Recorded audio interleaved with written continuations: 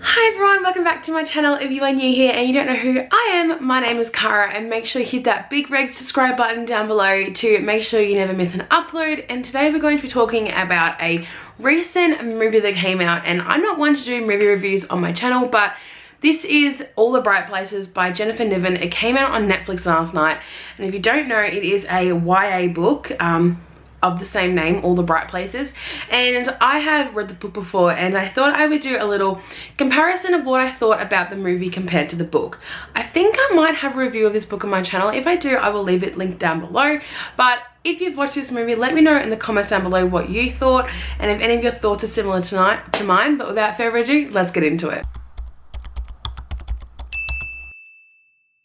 So All the Bright Places is a film that came out on Netflix literally yesterday, and it is about two teenagers, Theodore Finch and Violet Markey, who begin having a relationship after having a kind of like traumatic meeting together. The description on Google for the movie says, after meeting each other, two people struggle with the emotional and physical scars of the past. They discover that even the smallest moments can mean something. Now, this is obviously a completely different synopsis to what the book has. I will leave the synopsis for the book on the screen here now, but obviously with a movie there is going to be some changes and things that are altered to make it flow better. Now, there have been so many YA book adaptations recently, and I'm loving it because obviously I'm a huge YA reader, and seeing these books that I have read and pictured in my head be put on screen is amazing, and I absolutely love it. But sometimes it just doesn't match up for what I was thinking in my head. So obviously before I read these notes, there are spoilers for the book and the movie, so make sure you don't watch this video if you haven't either read the book and want to read it, or you haven't watched the movie, because there will be spoilers and I can't not talk about this without spoilers. So there's a little warning. The first one is that Finch didn't have the same sense of adrenaline and rush for life as he did in the book. So in the book, Finch is dealing with trying to stay awake when he is alive, and that can be in the form of doing something that makes him go crazy, that gives him an adrenaline rush, that makes him look adventurous, because they are ways that he makes himself feel awake and alive. But in the movie, I didn't really see Finch as that character. There were a few moments where you could see he was quite adventurous and he was doing things to keep himself, I guess, entertained, but I couldn't see the real adventurous adrenaline junkie side that there was in the book. Number two is that Elle Fanning was a perfect Violet, and she was exactly how I pictured Violet in the book. I really like how Elle did a not awkward teenager, but you could really sense the problems she's had in the past with PTSD, and I really thought that she really captured the character of Violet incredibly.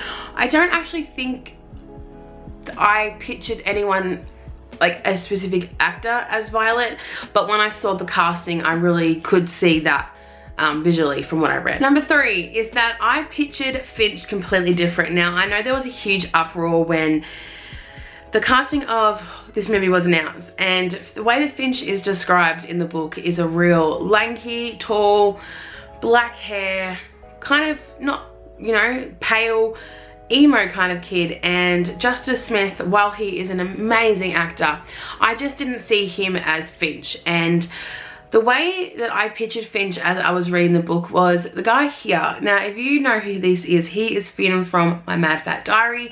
I loved this show, and I was actually watching this TV show when I was reading the book.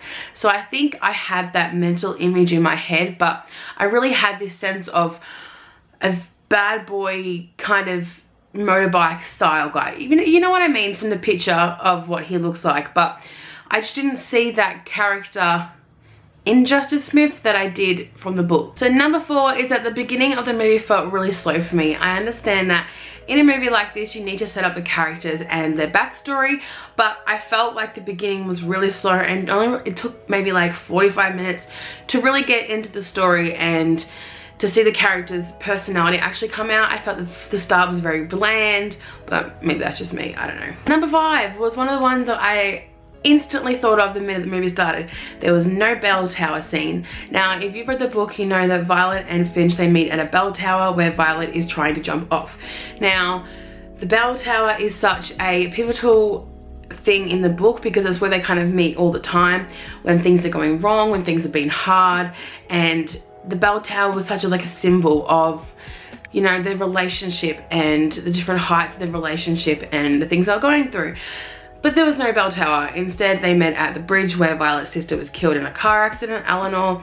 I did think that was a good little tie-in, but I just wish there would have been the bell scene, the bell tower scene, because I loved that in the book, and I thought it was a real great connection to how Violet and Finch's emotional and mental health was connected. 6 is that Finch's mental health wasn't as evident as Violet's. Now, Violet does have PTSD from her sister dying in a car accident, which she was a passenger in the car. But Finch's mental health isn't really addressed until probably towards the end of the film.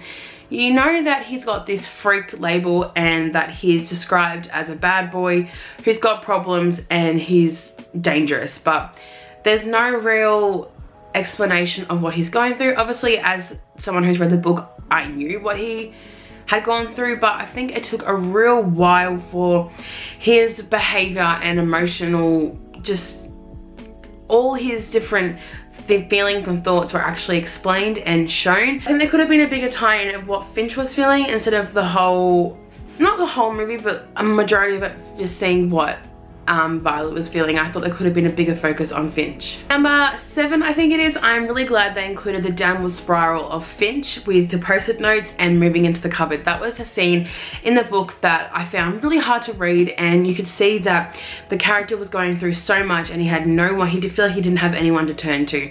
And removing all the post-it notes, painting his wall blue and moving himself basically into his clothes cupboard was a real show of how bad things were getting, but he didn't want to show that to anyone else. So I'm really glad that scene was actually included. I think that's where the moment I actually saw that Finch's behaviors were represented in the movie. Number 8, can I do that? Number 8, there we go. The movie felt very 90s. Now, obviously they all had mobile phones and they had laptops and stuff like that, but I don't know if it's just the fashion these days, but the set and the casting felt really 90s. The characters were dressed in clothes that were very 90s-esque. The school even looked real 90s-esque. Like, I don't know if it's just America, but they were drawing on blackboards. We don't have blackboards in Australia anymore in classrooms. It just felt real 90s the way the characters were dressed. Sometimes the way they spoke, the restaurants they went to diners. It just looked very 90s, but then like you had people on their phones, on the laptops.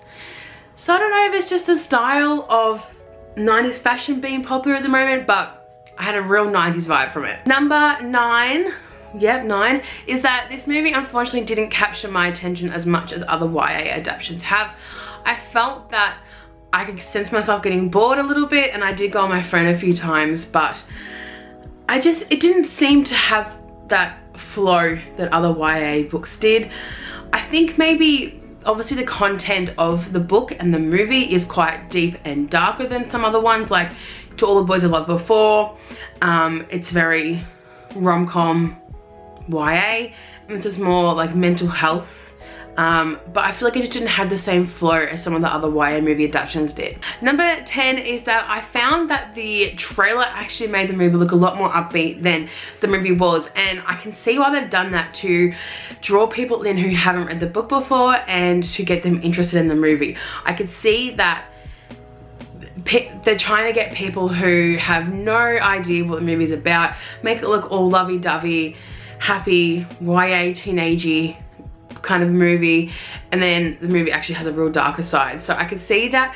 I feel like the movie was made for people who haven't read the book, and I don't know if that's a controversial answer, but I definitely feel like it was made for people who haven't read the book. Number 11, which is just a little side note, it is not about the movie whatsoever, but I absolutely love that more YA books are being made into movies, but I would love for there to be more series. The To All the Boys series I absolutely love, and I just wish there was more series instead of standalones being made into movies. I would love to see the Red Queen series be made into movies. That would be incredible, except the last book, because, well, I would love to see, even though they completely ruined it, the rest of the books in the Miss Peregrine series be made into movies. The first movie did not do any justice to the book. The books are incredible, and the first movie is literally like completely different. Like 2 of the characters don't even have the same powers that they do in the book, but whatever. But I just love that books are being made into movies and that this audience is being transferred from book to movie, and then people who see the movie think, oh, I'm gonna read the book now. And I just love that people are reading more, because people need to read more. Like, people at work, when I bring my book to work, they're like, oh, you're reading another book, you've already finished the other one. It's like, yes I have. So they are all my thoughts on All the Bright Places on Netflix. If you guys enjoy this video, make sure to give it a big thumbs up.